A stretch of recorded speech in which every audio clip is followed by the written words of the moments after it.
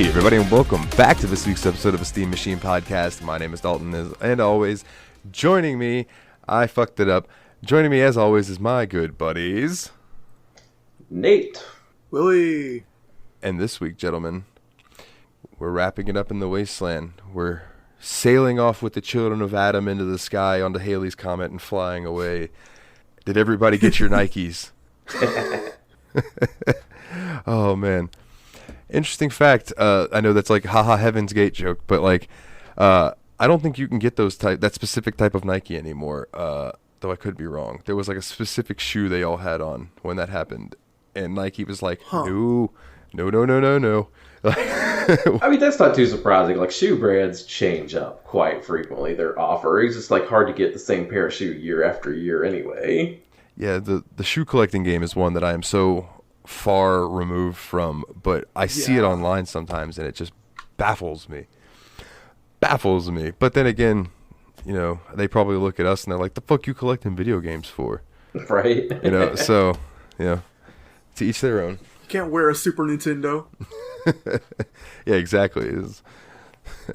Motherfucker, that Teenage Mutant Ninja Turtles ain't gonna get you from point A to point B. It's like, bitch, if I sell it, it will. These are my Air Jordans. I call them Banjo and Kazooie. I could be like, I have Phantasy Star. This will get me 1 tank of gas, please. Thank you. How far will it take me? A couple towns over. Man, we were looking at some weird stuff on price charting recently, and was it the Master System stuff you were looking up or the Game Gear? But man, those prices are even more hard to predict than like Super Nintendo and NES stuff. Yeah, it was the Game Gear. The Mega Man was super expensive, but then like a tennis game of all games was like the second highest priced game on there for Game Gear, and that was just mind-boggling. Yeah, I think it's hard to tell with a market like that too, because I know there's probably a lot more NES and SNES collectors out there than there are Game Gear collectors, so the market's probably a little bit harder to predict for a system like the Game Gear. Yeah, I can imagine, because the Game Gear wasn't great. I had it, I loved it, but in retrospect, you know, you play it for 45 minutes and your batteries were dying. I mean, the thing about the Game Gear is when you compare it to the Game Boy, it looks really cool because it's like, hey, it's like I've got a Game Boy with portable games and stuff, but it's in color. Isn't that awesome? And then you think of it as a video game now instead of as a handheld thing that you could take anywhere. And it's like, this is just a slightly worse Master System. Yeah, especially when Nintendo was like, oh yeah, here's the Game Boy Color. Go fuck yourself, Sega. Oh, man. Yeah. At least the Game Gear had a backlit screen. That was what I was about to say, is that I did like the fact that I could see it at night. That's also probably why you got 40 minutes of battery. Yeah. Yeah, I have read that like people have had a lot of success with putting in a rechargeable battery into the Game Gear and like upgrading the screen to make it, I think, LED and better backlit and stuff like that. But that's a lot of time and effort and money. And for us poor Game Boy owners, all we could do is buy one of those little screens that had like a little magnifying glass and a light on it. And that was the pinnacle of gaming. To the Game Boy.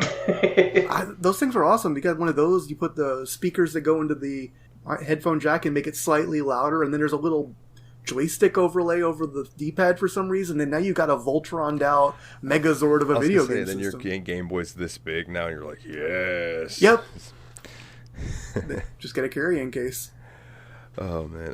I would like to, real quick, at the beginning, we had a listener correction that I would like to apologize for, and it's that the anti-material rifle is not in Fallout 3. I thought it was. I was looking for it this entire playthrough. Turns out that is in New Vegas, and thank you to Jeff for pointing that out to me, because I felt like a fucking idiot, but also felt better that like I couldn't find this place that I was looking for. It was because it was in the wrong game.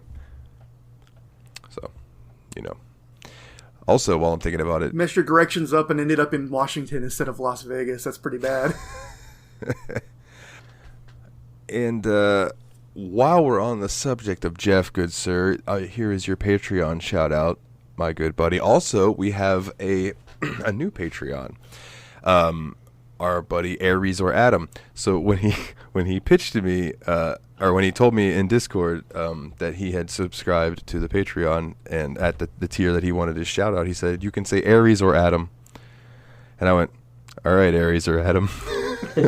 So, yes. Welcome to the club, Aries or Adam. You guys are the Now you've said both, man. 2 for 1. the cogs in the machine. The cogs in the machine. Good gentlemen, we appreciate you. There's some other dude named Nate, but that guy. So, gentlemen, this is the Fallout 3 wrap-up show. We have spent a long time, quote-unquote, roaming the wasteland, fucking around, shooting some raiders and stuff. What I'm really looking for in the wrap-up is not particularly like, how far did y'all get? I want to know, how did it make you feel? Like, not to get all philosophical with it, but like, what is a wasteland? what would you say, like wrap up your experiences for me? Because obviously this game is all about exploration and how you take in the world. So I just kind of am curious if, like, how you guys wrapped it up. Is there any cool quests that you stumbled upon? You know. Oh, I found the guy looking for his android that you were talking about last episode. Oh, did you resolve that yet? No, but I did get some hints along the way. Okay. So I have a couple of clues to mark up. I just haven't followed up on it yet because I was still trying to decide when I found him how I wanted to resolve it. But I'm pretty confident in saying I'm kind of in favor of letting the android have his own life. Little android, I dig it. That's, I mean, not to sway you or anything. That's what I did. I ended up passing some speech checks to just let that guy, you know, the chick comes, I believe, have you had a woman approach you yet about this? What, in real life, or? No, during this quest, did you have a woman approach you and be like, don't pry too far into this? No, not yet. Okay. No, I found that trailhead pretty recently, and then started going back on main quest related stuff. And that was about an hour or two ago, so I didn't get too deep into it because I kept dying over and over trying to clear out a small suburb of raiders. I got you. Well, this won't be too much of a spoiler for you. There's a lady who's going to come talk to you, and I won't tell you what about, but she's going to come talk to you. And she basically is part of the Railroad, which is a faction that you will have more interaction with in Fallout 4. Okay.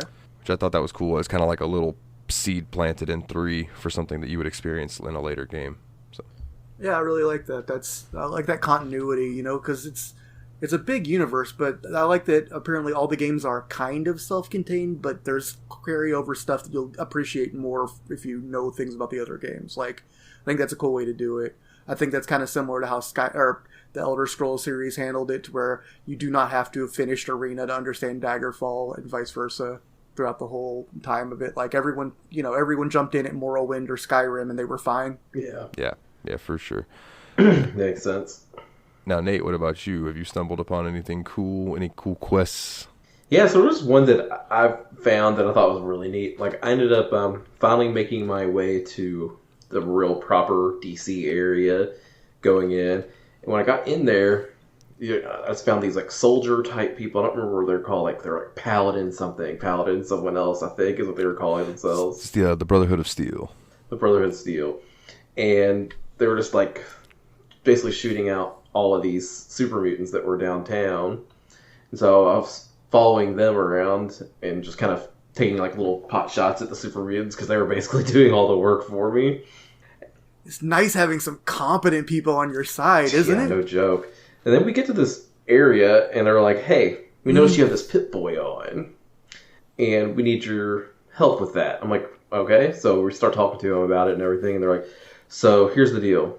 There's this thing we can't open unless someone passes this test. And I'm like, okay, I'll pass a test. I already took one. It told me I should have been a marriage counselor. See what this test tells me. And they're like, no, it's not that kind of test, bro. And so, like, basically you had to jack yourself into this, like, VR machine. And... okay. And basically, what? I'm reading show notes, sorry. Okay. I got confused because I thought you were transitioning into part of the main quest. So this is a completely different side thing. quest. It's a very similar intro to these two things. I was going to say, I thought you were talking about what happens outside Galaxy News for a minute. I'm like, did you forget about that? No, it's very similar. Okay. Very similar instances. Sorry, keep on going. But like, keep on going. they're like, yeah, plug yourself into this so we can open this weapon cache, and we'll give you part of it, whatever. And like, we're like, we need you because you have this Pip-Boy and you can actually do it. I want to clarify real quick. It just remembered in my head. You're actually dealing with the Brotherhood outcasts because they're the ones with like black and red, right? Yeah. They're badass. Okay, continue. Sorry, Brotherhood outcasts. Yeah, I can understand why you thought I was talking about the other thing. So anyway, we plug into this, and it's like a military's training thing. But if you die in the game, you die in real life, kind of thing. And so basically, there was apparently this war in Anchorage where the Chinese had taken over a large part of Alaska.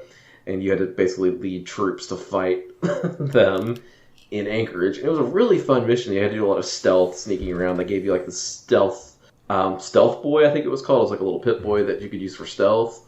Yeah. And you could sneak around and take out them, get your ammo up. And every once in a while they had a place where you had like an ammo cache or you could fill up your health there while you were doing it. So you never felt like you were completely boned.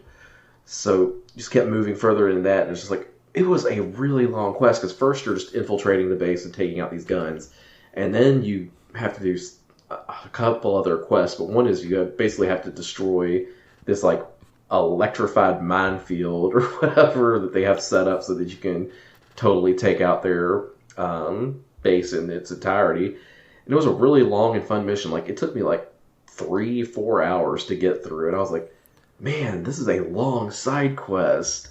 But I gained like 4 levels doing it. So like after I got done doing that, I felt like totally awesome. And I got this really cool stealth suit, and I got a whole bunch of stuff from the ammo cache that I could sell later on. It's a really cool mission. I enjoyed it a lot. Yeah, I loved when you messaged our chat about that after you had finished it, and I was like, oh yeah, you just played through a DLC, and you're like, oh, that explains why it was so long. Yeah, so like I was just messing around trying to find some fun stuff to do, and I ended up beating one of the DLC campaigns. Yeah, that stealth Go suit me. is badass, by the way. Yeah, that stealth suit's awesome. Because like if you crouch in it, it turns on this like invisibility wave over you, so it makes it the enemies have all that much harder time seeing you, and it's better than any armor, like even AC class wise, than anything I have in the game yet. That's awesome. In New Vegas, now Jeff, if I'm wrong about this again, correct me. It might be Fallout 4, but I think it's New Vegas is when they debut. There are super mutants that are addicted to using stealth boys, and they're called Nightkin. And they're terrifying because they have like darker skin, like they look more purplish in their skin color.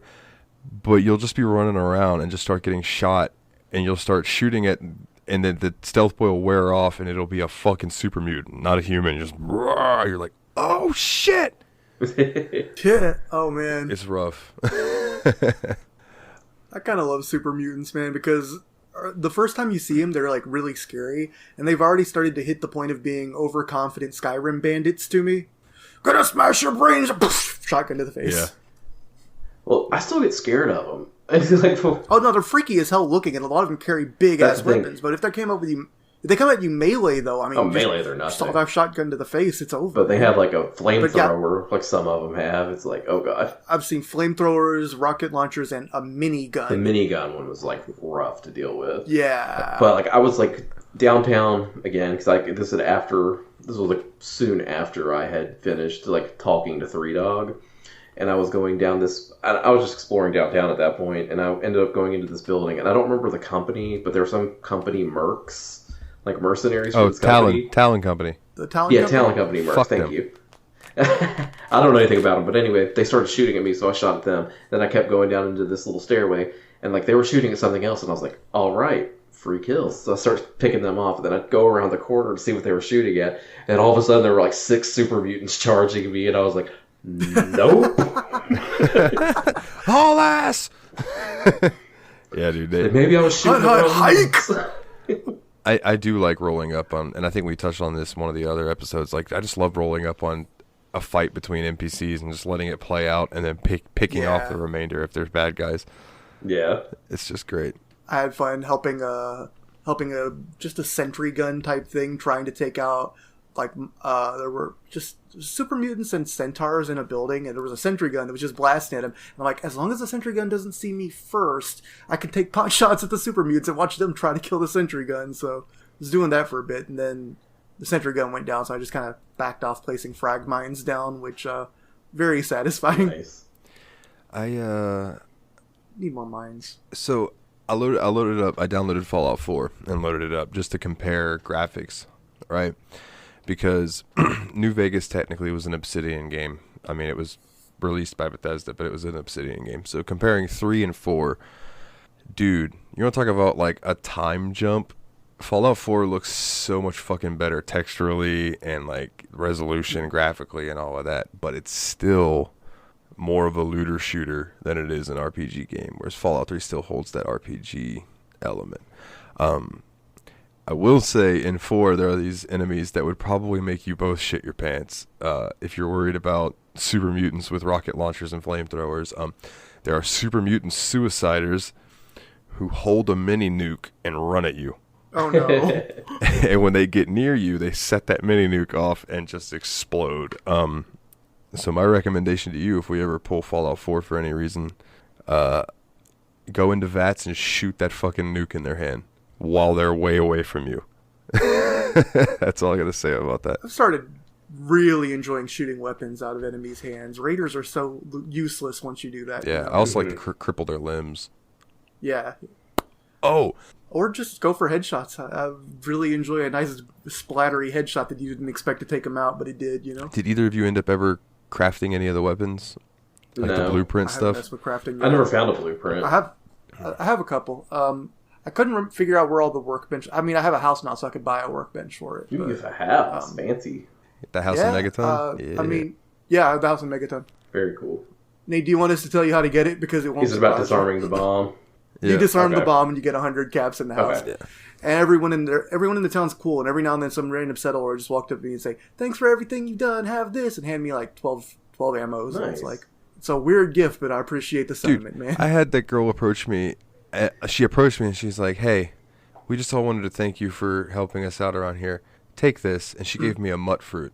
So I was like, "All right, thanks." So I walked into my apartment, did some stuff, came back out. Same girl comes up to me, "Hey, we just wanted to thank you for helping us out around here. Here, take this." And it was like 2 10mm shot bullets. So like, yeah, thanks. This is what y'all could scrounge up. I appreciate it. Oh, yeah. They have given up from being the least of us, you know, man. It's the ones marked settler. They don't even have like names, access to purified water. Not only do they have not names, they don't even have dialogue. Like, I love this one guy. I keep trying to talk to this one fool that was like just walking around in the town. He's like, "Sorry, not now. I don't have time." It's like, "Sorry, I didn't mean to interrupt your schedule of walking back and forth between the saloon to the supply shop as slowly as you can. Didn't know you were booked all day, buddy." Dude, the AI pathing in this sometimes is hilariously bad. Like, where they're supposed to... I remember this one person just walks over and just sat down like there was a chair there.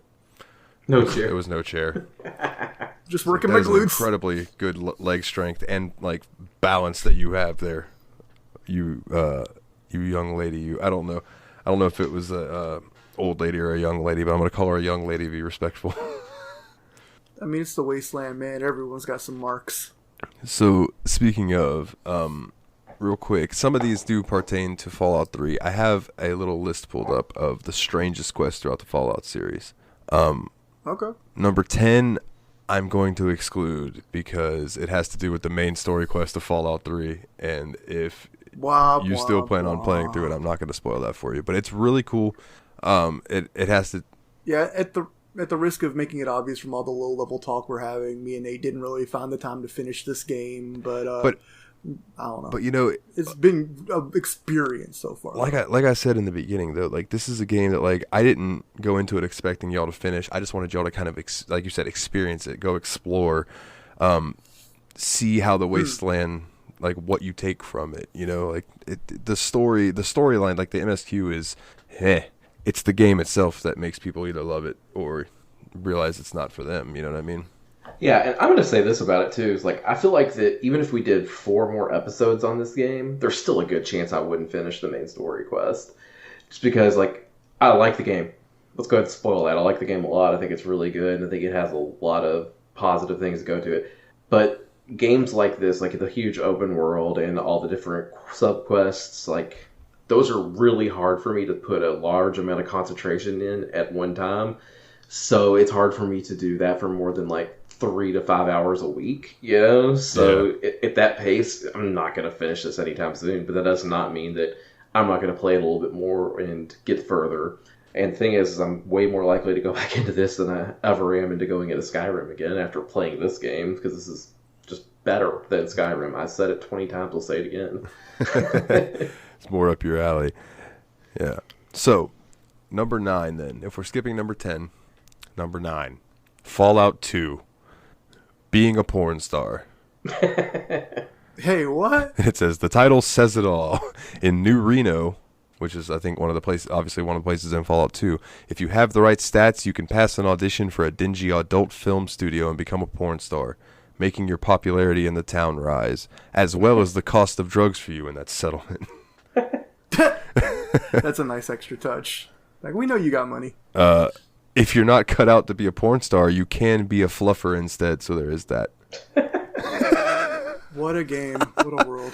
Now, for those listening who might not know, Fallout 1 and 2 are like more Baldur's Gate-esque camera style, like isometric camera, and it's like a click around RPG. It's way different than when Bethesda took it over. That was back when it was still handled by Black Isle Studios, which, fun fact, in Fallout 3 you can find Isle Negra Holdings, which is translates to Black Isle Holdings, and that was a reference to the original makers of Fallout. That's cute. Number 8 we've already talked about last week, I believe, the Superhuman Gambit, the fight between Robo-Man and Ant Lady. Yeah. Come Fly With Me in New Vegas. This quest, basically, you're trying to help a cult of ghouls fly off into space. That sounds really awesome, actually. You have to get their rocket working, and you can there's like different ways to finish the quest. I won't spoil them, but like, you're basically just trying to help a cult fly into space, and then you end up meeting this dude who talks like he's a ghoul, but he's not a ghoul, but he thinks he's a ghoul. It's a very entertaining. Number 6. I have a weird soft spot for ghouls, man. I don't know. Those guys I just have a lot of sympathy for. They got it rough, you know? I think you would really like that quest then. At least for these specific group, I think you'd really like them. Yeah, I'm a big fan of the ghouls as well, because I think I talked about it a lot on the last episode that I love Gob. Yeah, Gob. He's the man. He's like the coolest character in Megaton. Yeah, for sure. So, Killing the Rat God, Fallout 2, number 6. People have been disappearing in Trapper Town. Folks think there's something below deep in the caverns that's killing and eating citizens. Sure enough, you descend into the depths to find out it's the work of a rat god named King Rat. Clever. KEENGRA''AT.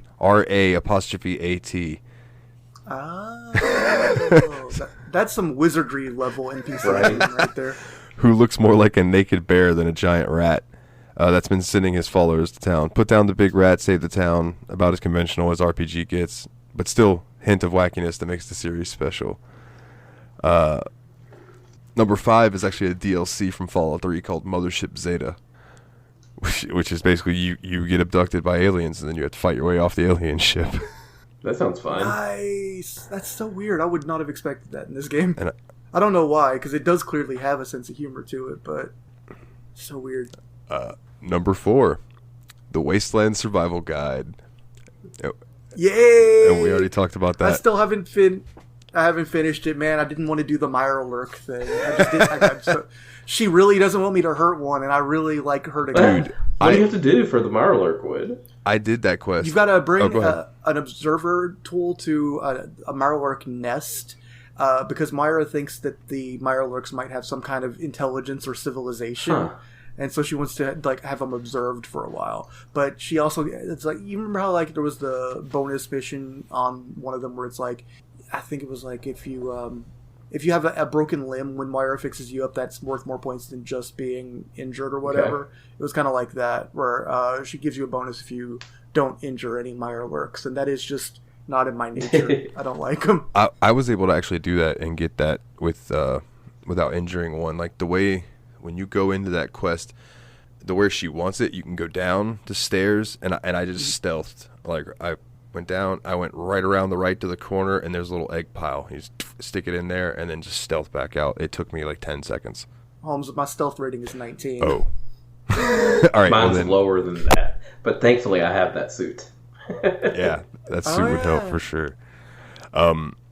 Number 3, beat Francis, Fallout 2. This is making me want to play Fallout 2, all these crazy-ass quests that are coming from it. So Francis is a super mutant, and he has one of the best melee weapons in the game, which is called the Big Frigger Power Fist. That was hard to say. Big Frigger Power Fist. Why does this sound like Deadpool? There's multiple ways to acquire it, but easily the most amusing and disturbing is arm wrestling the super mutant named Francis. You beat Francis, you get the fist. If you don't beat him at arm wrestling, he gets to use you for a night, and you wake up with a ball gag in your inventory. Wow. Well, I get the sense that the sense of humor in the 2D games might have been a little bit more sophomoric. Yeah, probably. Oh, man. Number 2 is from Fallout New Vegas. It's Wang Dang Atomic Tango. And James Garrett, the co-owner of Atomic Wrangler, has a problem that he needs your help with. He's a man in search of a few good escorts to cater the diverse taste of his clients and needs you to be his scout. Yep, you got to comb the wasteland in search of 3 special candidates to hire for Garrett, including Fisto, a sex bot. So, yeah, you have to go around looking for special people. And cool. Yeah. And then number 1 on this list, I think I talked about last week, correct me if I'm wrong, our little secret about the family full of cannibals. Yeah. And yes, you made that sound so hype. I still hadn't found that that's yet, the coolest quest in Fallout 3, and it's number 1 on this list. I can't agree more. That is just such a wild experience. Like, hunt that out. If anybody listening is currently playing Fallout 3, go find Andale. It's a great fucking time. Do you have is it too spoilery to ask what quarter of the map it's located in or something? Because I would kind of like to try to find that. I imagine it's probably off to the west somewhere, since that seems to be the more desert. I want to say it's like Midwest, maybe a little south, maybe a little southwest in that area of the map, that corner. Gotcha. Definitely worth checking out. Especially if you still plan on playing some more. Oh, I'm probably going to play more when we get off the call, actually. I'm really, it's every time I play it makes me want to play for much, much longer. It's just, then I get that open world paralysis between sessions where I'm like, what was I going to do next? What should I be doing next instead? What was my last challenge so I could figure out what I needed to do to overcome it, et cetera, et cetera. Why did I stop playing last time? Yeah. Yeah, I feel that. Gentlemen, what are your final thoughts? Nate, what are your final thoughts on Fallout 3 as a whole? Final thoughts on Fallout 3 as a whole? Great game, man. I really enjoyed it a lot. Obviously, it suffers from graphic limitations of when it was made, but what doesn't? So, overall, I think the atmosphere it created was really good, and the gameplay is actually pretty decent compared to a lot of other Bethesda stuff that I've seen. So, yeah, I really like it. How many Vault Boys would you give it? This gets 8 Vault Boys. 8 Vault Boys. All right. No, Willie, what about you, bud? Moving a series to 3D is always a challenge because... Just tell that to the Sonic fan base. Yeah, exactly. You have to make decisions, and sometimes those decisions are they won't please your existing fans. Other times, they won't please anybody. That's what happened with Sonic. They can't all be Mario 64. Some of them are Bubsy 3D.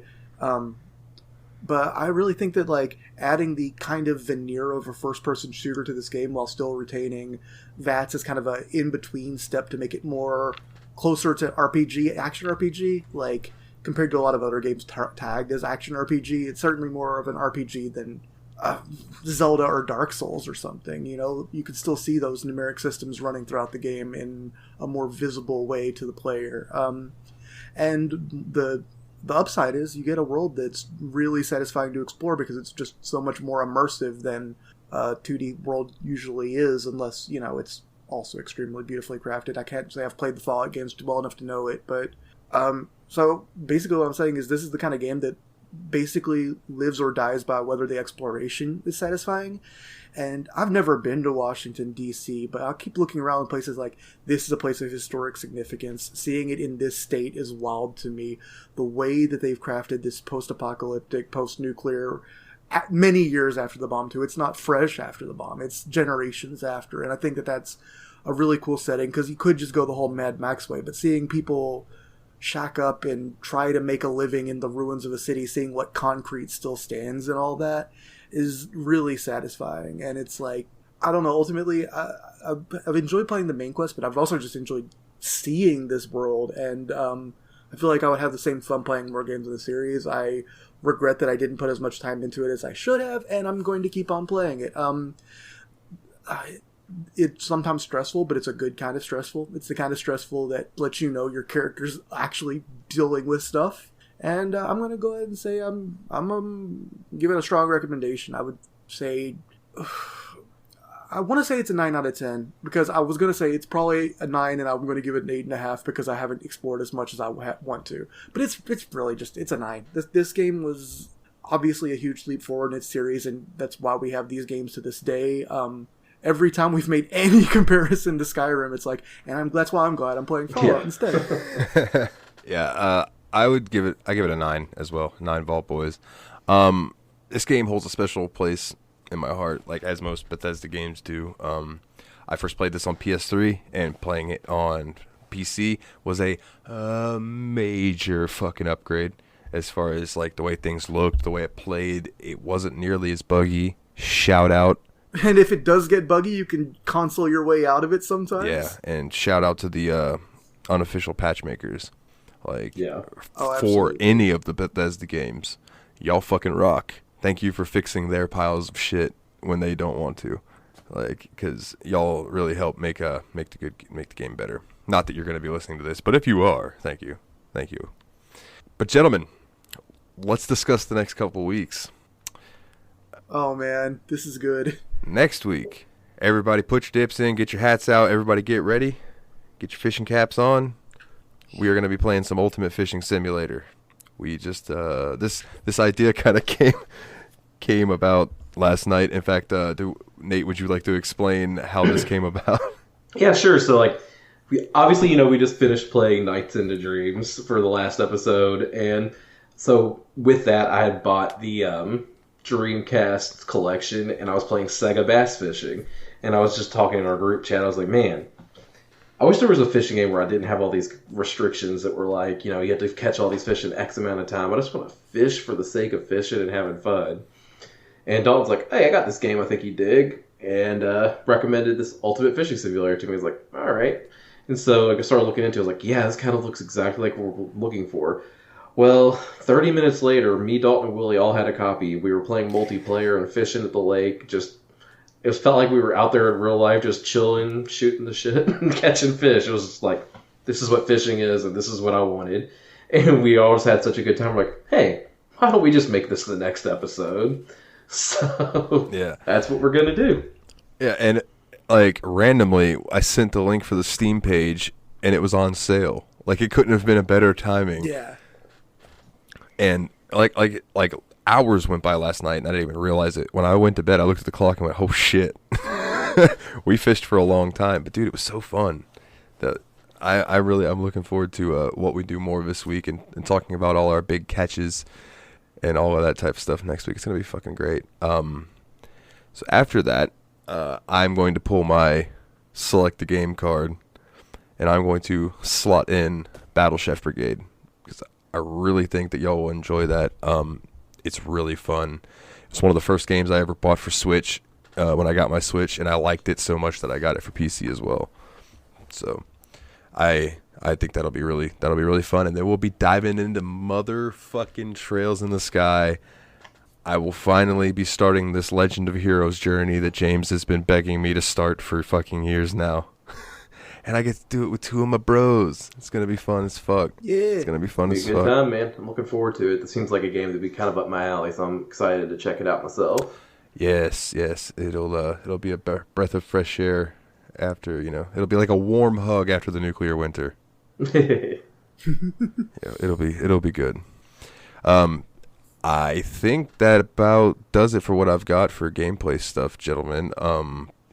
I just really wanted to hear your opinions about the end of the game, because there's a lot more that I could say about Fallout, but obviously I don't want to spoil too much for you guys. So I was more interested in y'all's perspective on what you've seen, how you felt about it, and I think that you guys delivered that and knocked it out of the motherfucking park, Sammy Sosa style. So, if you would like to find us on social media, you can go to steammachinepodcast.wordpress.com, and you will find all, and I mean all, of the links that you're looking for. There's a link to the Facebook, if you'd like to follow us there. There's a link to our Twitter, if you'd like to, if your Twitter's more your thing.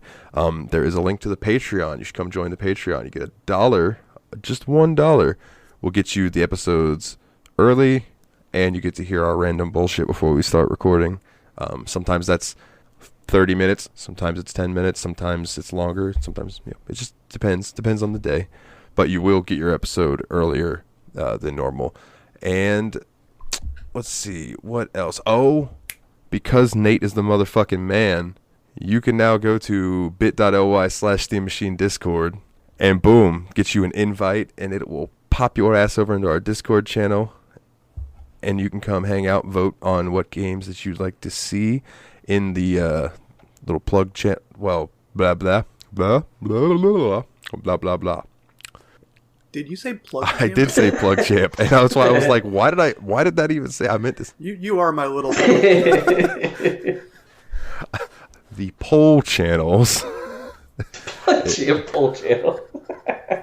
Yeah, the poll channels, and you can vote in there. Man, I got tongue-tied there for like hardcore. She sells seashells from the seashore in seashells. Speaking of the Discord, I have some stupid ideas that I might follow through with in a little bit, because I know on the last episode we were talking about Nights into Dreams, and I mentioned that I was going to go look for a copy of the sequel, Knight's Journey of Dreams, for the Wii. I did get a copy of it, so I'm thinking I might take over one of the voice channels and stream it in there one day, just to kind of give a little bit of a extra treat to anybody in the Discord. If anybody that wants kind of curious about the sequel to the game could see what it's like with me for the first time. That would be fucking cool, man. You should set that up for sure, because I'm curious what that game looks like.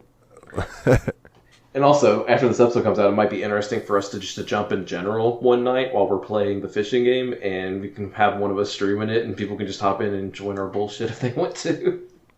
That actually sounds really cool. That's a brilliant idea, sir. We should absolutely. Plus, if they want to pick up the game too, then they can play with us. It'd be a pretty good way to start out the getting us actually playing games together in this Discord. Yeah, that's true. Anybody who wants, they're more than welcome to come fish with us, man. See, one of these days, No Man's Sky will happen. Right. One day, Jeff. One day, bud. We're trying. We're slowly working our way there, man. Nate, go ahead and plug your stuff, good sir. Yeah, and speaking of streaming stuff, you can find me on twitch.tv/TurtleBearMan. I'm doing a little bit of a fun thing this month. I've decided that it is Sonic September, so I'm going to be spending a lot of time playing Sonic games over the month of September. I've already streamed Sonic the Hedgehog 2. Next game is probably either going to be Sonic Adventure or Sonic Adventure 2. I've got to kind of make the decision on that. It's probably going to be one, but it'll probably span over multiple streams. You know, just going to go from there for the rest of the month, play whichever Sonic games I feel like going crazy with. Other than that, you can find me on Twitter and Twitch, the two T's, at TurtleBearMan as well. Oh, yeah. And Willie, I already know it's no for plugging stuff, so do you have anything you'd like to say? Actually, I'm going to plug something that isn't mine. We've done something really interesting this episode you might not have noticed. We haven't made a single reference to pro wrestling at all yet, and I actually just wanted to say I actually really enjoyed this last week's AEW All Out pay-per-view. It was my main problem with wrestling is it's been so hard to watch without crowds or with tiny, mini social distance crowd. And this was a 10,000 man or 10,000 people in the crowd, and I've never watched a like so many wrestling shows recently made me think they either don't care about the fans or actively hate them. And this is one of the few shows I've seen where it actually seemed like the goal of everyone there was to make every person in that building as happy as possible. Like, it was one of the most joyous wrestling shows I'd ever seen, and I can't recommend it highly. Yeah, all I got to say about that is Ruby Soho, that bad bitch. Yeah. On that note, and we'll wrap it up after this, but on the note of AEW in general, I haven't particularly followed them or watched a lot of their stuff, though I do love Chris Jericho, so like I respect what they're doing. That pop that CM Punk got was in fucking sane. And I've got no nostalgia for the dude because like I had quit watching wrestling at the time he got really super popular. But just the reaction of that crowd, and I put myself into how he must be feeling, dude gave me that Indian tear. Or Native American tear, excuse me, down the aisle. Like I was just like, I was tearing up. I was like, holy shit, man. Like, that guy's got to feel good that he's been gone for so long. And when he comes back, everyone's like, like there were people crying in the crowd and shit. It was a really cool moment to watch. If you can find it on YouTube, just CM Punk AEW debut, and it'll move you. Even if you're not a wrestling fan, it'll definitely, you'll be impressed by how loud that building was. Yeah, the beginning of that clip is his theme music, Cult of Personality by Living Colour. But that's not a quiet song. You can't hear it over that audience. Yeah. It's crazy, man. Yeah, it's absolutely nuts. Well, gentlemen, I think that about does it this week's Steam Machine podcast. My brain totally just shut off there for a second. So, I think that about does it for this week's episode. They are the Brothers of Destruction, Nate and Willie, i.e. Turtle Bear Man, and Ice Brand Studios. My name is Dalton. As always, guys, take it easy and see you on the lake, partner. Hey, real quick here at the end. It's me, it's Dalton, and I'm not even going to edit out all my fan background noise because it's really hot in here right now. But here at the end of the episode, I wanted to tell you that I'm going to include a song from my newest album, Weird Right Out the Womb, here at the end of the episode, and I hope you all really enjoy it. If you do, go maybe check out my Bandcamp, man. It's nilethenightmare.bandcamp.com. Go there, check it out. You can listen to the album without buying it, but I encourage you, if you do enjoy it, to give it a purchase. It means a lot to me. Anywho, I'm rambling. Please enjoy this song, I Saw God in Her Face, off Weird Right Out the Womb by Nile the Nightmare, which is me. And as always, guys, take it easy.